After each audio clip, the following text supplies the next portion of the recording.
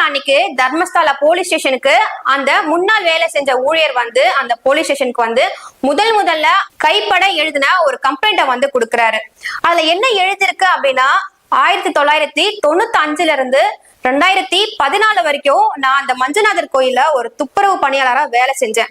அப்போ அந்த நேத்ராவதி ஆற்றங்கர ஓரத்துல நிறைய பெண்கள் தற்கொலை செய்யப்பட்டும் சில பெண்கள் உடல்நிலை முடியாமலும் ஒதுங்கிருக்கு.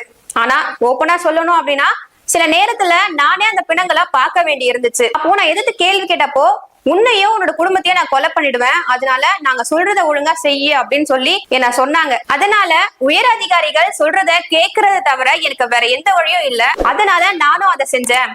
கிட்டத்தட்ட 17 வருஷமா நான் 100க்கும் மேற்பட்ட பிணங்களை வந்து புதைச்சிருக்கேன். அதுல பாதி பிணங்கள் பாலியல் வன்கொடுமை செய்யப்பட்டு அந்த பிணங்களை நான் புதைச்சிருக்கேன். சில பிணங்களை வந்து நான் டீசல் ஊத்தி எரிச்சிருக்கேன். சில பிணங்களோட முகத்துல ஆசிட் ஊத்தப்பட்டும் கொண்டு வரப்படும் அந்த பிணத்தையும் வந்து நான் புதைச்சிருக்கேன் அப்படின்னு சொல்லி அந்த லெட்டர்ல அவர் சொல்லியிருக்காரு.